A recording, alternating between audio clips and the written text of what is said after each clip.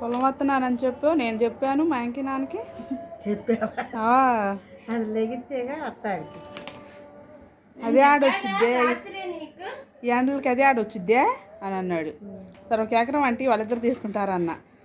అట్టన్నా అయితే పర్వాలేదు కానీ అంటున్నాడు. నువ్వు మీ అంగనాన్నకి వెళ్ళేవండి. పెట్టి ఇసుకు పోసేస్తే తడిసినా మామూలుగా చెడకుండా ఉంటాయి. వాసన అయితే 2 నెలలు చీకిపోతాయి.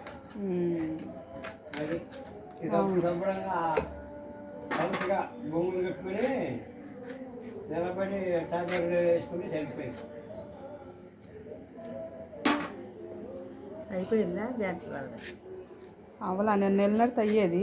వెళ్ళలేదండి, వాళ్ళు కూడా వెళ్ళలేదుగా. రేపు తీస్తే 2 పూట్ల అయిపోయింది.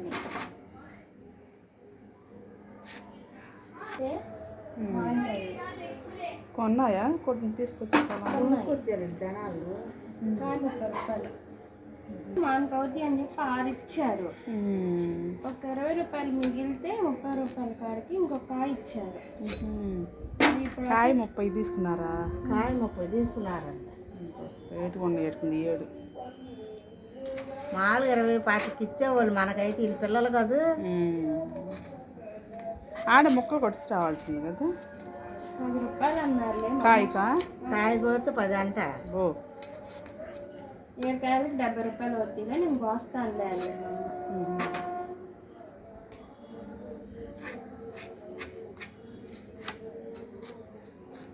కత్తిపేట మాడ వదిన వాళ్ళు తీసుకొచ్చి కొయ్యొచ్చులే అని.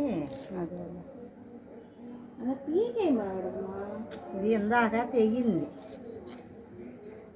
పడే ఇంకెందుకు వెళ్దాంలే అనుకున్నాను. తెలిసి ఏం తప్పు తెలిసి వెళ్దాం అనుకుంటే ఎండ చూసి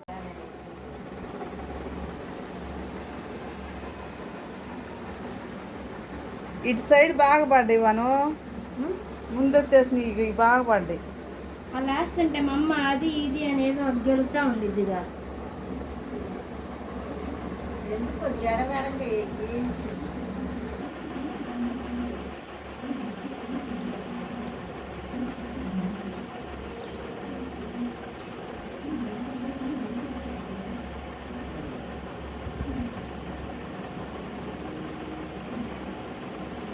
గుడ్డ చాలా ఉంది. రంచుటప్పుడు ఎందుకు ఇదల్లా తిప్పి ఇంకొక రౌండ్ తిప్పి ఎక్కడేం రాదు. రాట్లా కుదరటల్లా తిప్పకుండా కుదరట్లంటే అట్ట ఒక వరుసగా వస్తాయి. రౌండ్ తిప్పు దాని మీద